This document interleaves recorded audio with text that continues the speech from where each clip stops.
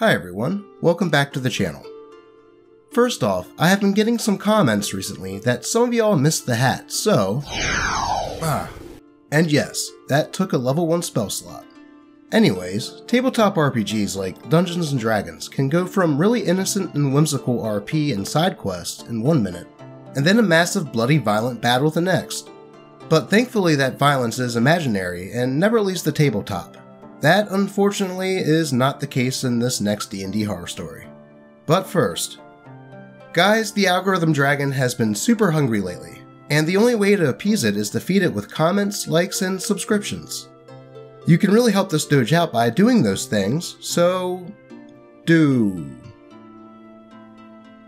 Anyway, with that said and done, let's get right into the story. Playing D&D with Murder Hobos by Reddit user Onikuma Alchemist. Hi everyone, sorry for the long post. I have cut a lot out to try and save words. My original copy is massive, but I really wanted to post about this. Obligatory apologies for any spelling, grammar, or formatting mistakes, as I am writing this on a tablet in a waiting room. So I'm a longtime player of D&D, having picked it up with 4th edition in high school. I have recently, after a year-long hiatus, decided to start playing again and maybe begin putting together a campaign of my own. Because of this, I thought it might be a good idea to get off my chest the story of why I felt like I needed to take a year-long hiatus, and the story of the worst group of D&D players I have ever played with. The names have all been changed to protect the anonymity of those involved. So, to set the scene, I had been without a group for a few months, owing to the fact that I recently changed towns. I decided that I wanted to get involved in a new group, meet some people in my new town, and hopefully bond with people over the completion of a few quests. I put out a call looking for a group to join, and a friend I met at a local game store, we will call Hank, said that he had heard of a guy putting a game together in a world he had been creating for about 10 years. Well, I was super excited and immediately hit this guy up. His name was Gordon, and he was in his mid to late 30s. He had been playing D&D, quote, every week since he could read, as he put it, and we rolled a character for me to play. We were going to play 5e. I was playing an ex-servant who was sold to a school of magic by her mistress when she was 10 years old, and then spent the next 12 years as a maid for the wizards of the school, while studying in secret by candlelight. She uncovered a plot within the school and stole a scroll before running off into the night. She was a half-elf wizard, and I was really happy with my character. I did a one-on-one session with the DM before the date of the first group session, as he was running everyone through some minor encounters and everything was looking really hopeful. When I arrived, I was the last one to arrive and could tell that everyone was excited to get started. This was going to be 5 of us and the DM, so a rather large party, but nothing I hadn't experienced before. And the DM seemed really confident with the number. So in our party we had our DM, Gordon, my character, Oni, a half-elf wizard who was working as a maid in a magic school, studying the books at night as she cleaned.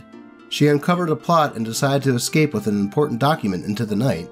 There was a whole load else than this, but it really isn't important. Hank, an elven druid, an outcast, had been living out in the middle of nowhere on his own.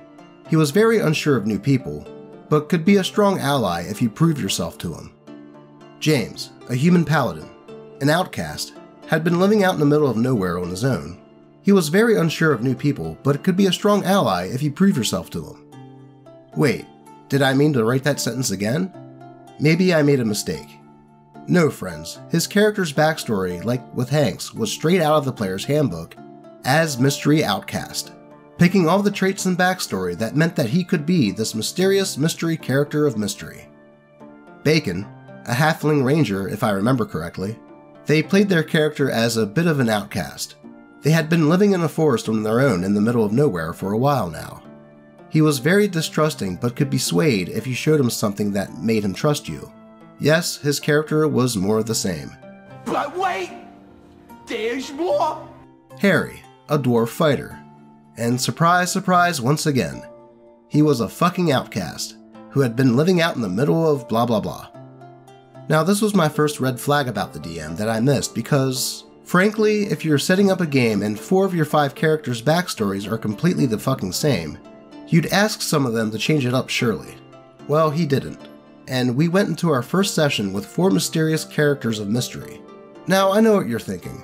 Are you sure you aren't just writing it like this to make yourself out to be a better player than you are? Well, no. I am by no means an amazing player. I just like what I like. I read the books, and whether I'm a wizard, a rogue, or a barbarian, I always try to make them their own people, and I don't mind changing up if someone else has the same backstory. Helps with the roleplay later on. Now, this first session started great. I bumped into Harry and Bacon on the road. I had come tumbling out of a tree where I had been sleeping, to fall in front of the two of them. They helped me up and asked me about myself. I told them about my backstory, and they seemed really interested in the scroll, but since neither of them could open and read it, we decided to go to the next town to see if there was anyone there who could guide us. At the next village, Harry met Hank, in none other than a tavern, and Bacon and I met James while trying to ask around for more information in the town square. Our new friends joined us on our quest because of various reasons. I know that James followed us because his character had the in-game hots for mine, and although a very meek and kind guy in real life, he played this great simp paladin role in game. It was quite funny. So on asking around, we found out some backstory about this world, that there were two gods, the light god and the dark god, and how actions positive or negative fueled the god's powers. And places where a lot of positive things happened would bring prosperity and good fortune to those places, where villainy and crime would bring tyranny and plague. The DM's world was well detailed, and it seemed he had written an NPC for every single encounter. He had this epic tome that detailed his world, all his homebrew items and quests, and maps of worlds and encounters. Truly hats off to the man. He knew what he was doing. Well, we were told that these 7 gems, like the Infinity Stones, crossed with the Dragon Balls, that when arranged by a priest of the force for light or darkness, the world could eradicate the opposite force for 1,000 years. Think Vaatu and Rava in Avatar: The Legend of Korra. Each stone had its own power though, with one of the known stones having the ability to bring a dead person back to life, and the other would grant the user a strength boost, to put it simply. Every time one of these was used, they would crumble and reform somewhere else in the world. So pretty standard, but a good hook. Well, we found a man who could open the scroll, and he informed us that the life crystal was detailed to have been hidden in a vast underground bank ran by gnomes, and that the wizards were planning to steal the gem. We were all very excited and found out where the entrance to the bank was, and all thought it would be cool if we collected the other 6 gems. Now, I was having a ton of fun at this point. We all began planning our heist. I had found that what we needed to show the gnomes to get down to the underground vaults was some kind of gemstone. I was going to go into the bank and show the gnome a stone I had cast Minor Illusion on to make it look like the membership gem that we had seen another person leaving the bank with. I was then going to go down into the vaults with my companion Hank, who was then going to knock the gnome out and open the locked side door from the inside, letting the others in from one of the gnome's own access rooms. We were then going to travel all the way down through the vaults and steal the gem. Sounds simple, right? Sounds like there would be puzzles and intriguing combat and just an awesome way to spend some time, right? When we got to the bank, I realized this wasn't going to go well, and that 3 of my companions were, simply put, aspiring murder hobos that thought that killing everyone and stealing everything was a good exchange for decent character moments. So I walk forward to the front desk and perform my bit of magic, and the gnome buys it instantly. I rolled really high. When my other companions enter the bank and see the piles of gold on each of the desks being sorted by a large group of gnomes, well, they all lost their heads and decided to kill the gnomes for the money on the tables.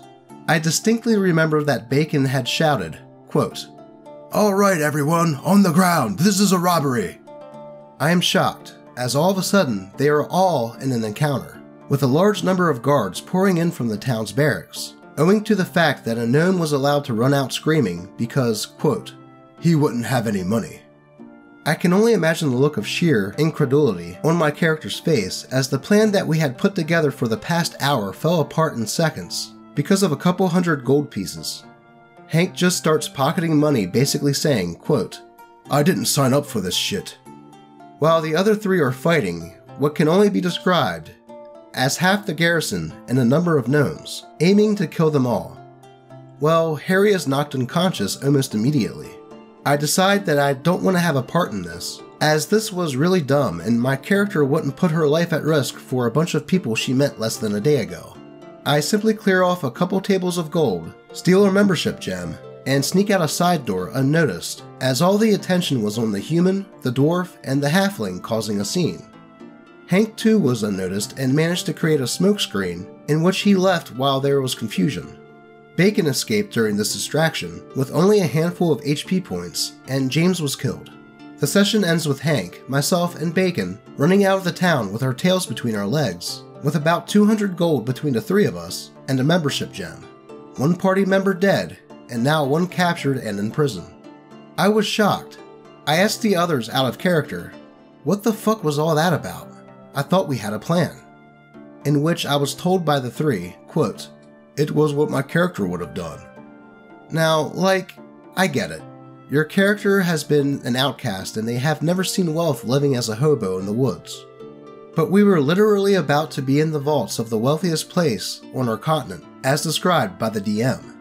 I looked at the DM, and he simply shrugged and said, quote, "Well, we will roll James a new character, and you can always go and save Harry."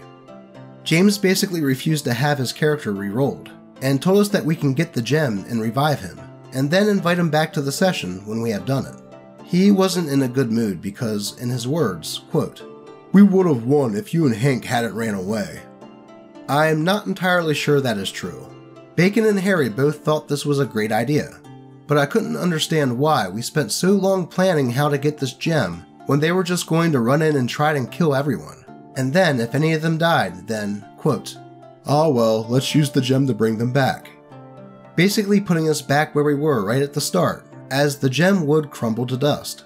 Bacon got annoyed and left with James and Harry, where I am told that they bitched about Hank and I for days afterwards. This is the start of what I can only describe as the worst time playing D&D in my life. And even the DM went on to do some really quite questionable things. So if you want me to post more about this, I shall. I have plenty of stories from this campaign before I quit, and they get worse from here. The red flags were on show, but like a colorblind person with their eyes closed, I couldn't see them. I wasted so much time on this campaign, subjected myself to abuse and manipulation all because I wanted to play D&D. This was really only the tip of the iceberg. Thanks for reading. It definitely seems like James and Harry just wanted to go around doing murder hobo stuff, though they could have done that before the time was spent coming up with what seemed like a pretty solid plan to get the gem. And James didn't seem to care much about the game if he was willing to just sit out sessions until they could resurrect him. Though I suppose the first red flag indicating this would have been the lack of care they put into their backgrounds. Though, like OP said, this is just the tip of the iceberg. Part 2. Getting assaulted over D&D. In the last section, I wrote about how my party did a 180 during a bank heist, and instead of making our way down into the vaults to steal a magical life gem, they decided to take on an entire garrison for a bit of petty cash. That session ended with me and 2 other party members being forced to escape the town with our tails between our legs. Now outlaws, we would have to find a new way of getting into the vaults. We spent 2 sessions after this train wreck doing minor quests while James and Harry refused to play with us. James, because he wanted us to get the magical life restoring gem first, and Harry, because he was mad we let his character sit in a prison cell. We spent those 2 weeks trying to figure out a way we could get these party members back because, other than their characters being one-dimensional murder hobos, their players were seemingly nice enough people. And who am I to judge someone based upon the actions of their character? One evening, during a very successful session where Hank, Bacon, and I managed to level our characters a little, I found a bag with another membership gem for the bank in the wreckage of a caravan. We decided to try and figure out the reason behind its destruction.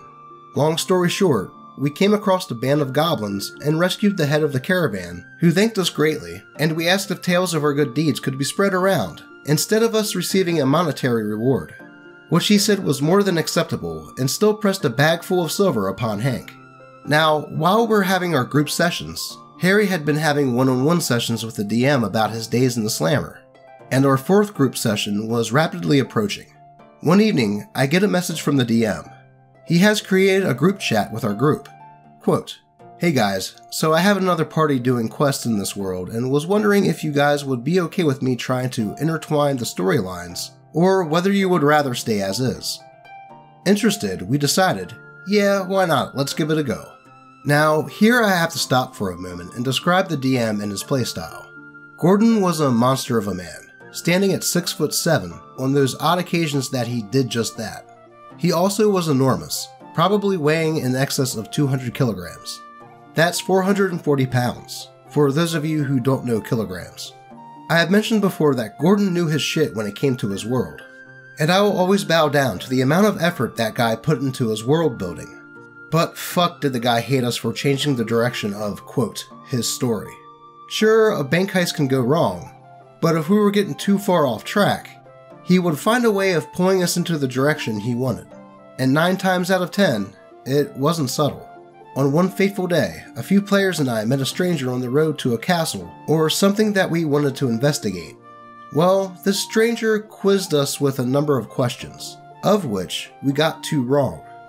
We were then attacked by this man, who transformed in front of our eyes into a mythical golden dragon, which damaged us all and proceeded to transport us into an underground labyrinth, which took us about 20 hours of playtime to escape. We never got to the castle. Another time, I had been desperate to get my character a horse, so we went to a stable where I found this tiny dwarf pony. I immediately wanted it. I rolled well on persuasion and convinced the stable hand to sell her to me. I paid the man and went on my way with Epona, my new dwarf pony. Well, the following session, Gordon decided that he didn't want the wizard to have a pony, because he didn't like the fact that my character insisted on riding it, and because its legs were too short, my legs would drag on the ground after my pony. Calling me and my character stupid, he decided that enough was enough. Gordon engineered a situation where yet another massively overpowered monster came and killed my horse completely randomly. Some wyvern flew off with her and landed in a field, and the DM took great care in describing the head being ripped off from my pony. R.I.P. Epona. We may not have had long, but I loved you dearly. Nothing, however, could possibly measure up to Gordon's homophobia, transphobia, and racism. Now, I won't go into my life too much, because that's not why you're here. But I am gender fluid. This basically means that sometimes I feel more feminine and dress that way, and other times I feel more masculine and dress that way. My birth sex is completely unimportant to me, and I will present how I like. The key thing to note here is that when dressed in either direction, it can be very difficult to tell which way I was originally assigned at birth. Well, Gordon hated this, and would constantly ask me what genitals I had, or would make nasty jokes, and on a couple of occasions made a joke to the extent of, quote, "What if we all just grab you and hold you down and find out?" But I let this all slide, because I was new in town and was desperate for friends. And all this aside, he was joking, right? So, session 4 rolls around and we once again make our way to the DM's house. Due to traffic, I am late. Not massively late like the first session, but they have definitely been waiting for me a little while. Right from the first moment after I entered, I felt like the atmosphere in the room was a little off. Like I had just walked in after someone had been talking about me. I tried to ignore this, and said hi with about as much enthusiasm as I could muster. Walking in a little awkwardly to a room full of people. Now, there were 9 people in that room, not including myself. And I sat down with my party on one side of the large dining table, apologized for my lateness, and got my stuff out. So our new party was as follows. And I will now add a little extra information about some of the players that I feel like I need to add at this point. Gordon, our DM, my character, Oni, a half-elf wizard. I'm just over 6 foot, hitting 6'1" on a good day. Slim as you might like, and maybe a little bit of a pushover at times. Hank, an elven druid. The player was 6'4", slightly overweight, loveliest man you will ever meet, covered in tattoos. Bacon, a halfling ranger, unimportant. Harry, a dwarf fighter. The player was 6'4", a bit of a unit, beard and tattoos, and a mohawk. Party 2 consisted of Homer, a tiefling rogue. I don't remember much about his backstory, but I know that he wanted to play a mysterious stranger. Tiny, skinny dude in real life. He had a strong Eastern European accent that made role-playing just excellent, and he was absolutely obsessed with anime. Bob, human monk. A religious man brought to the adventure by the burning of his monastery. dedicated to finding those who did it and bringing them to justice in the eyes of his god. The player was always one bad day away from upping sticks and becoming an IRL monk. Not sure where he is these days, perhaps he did just that. Dom, Halfling Healer. I don't think I was ever informed of his backstory, or if it ever even came up during play. It was almost like his character came into being as he joined this monster of a party. Giant, Orc Ranger. The player was the tallest person I have ever met, nearing 7 foot tall, and he clearly modeled his character after himself. The Orc was meant to be massive, and a bit of a lovable idiot, while also being quite intelligent.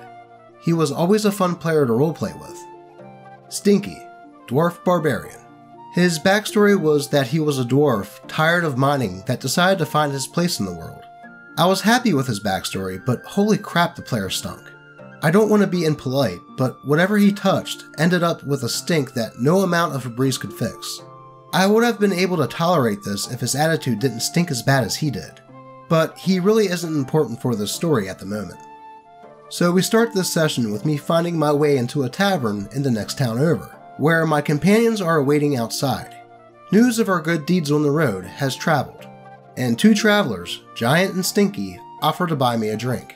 We exchange tales of our travels, and they mentioned that they heard of a band of 5 adventurers who tried to rob the World Bank, and how there is a massive bounty on bacon. I explain the situation, and they leave to meet up with the rest of their band. For the next 5 in-real-life hours, we spend bouncing between each party for about an hour or so, with the second party making their way to the bank to try and rob it using a gem I lent them, and our party working on the getaway, as we couldn't be seen in the bank again. During this new heist, Harry made his situation known to all of us, that during one of his one-on-one sessions with the DM, he had escaped from the prison. How did he let us know of this? Well, he tried to hold up the fucking bank again, during the heist. Yes, friends, he picked this exact moment. Now there were a larger number of us, most of us higher leveled and now with a healer, to decide that he wanted revenge on the gnomes.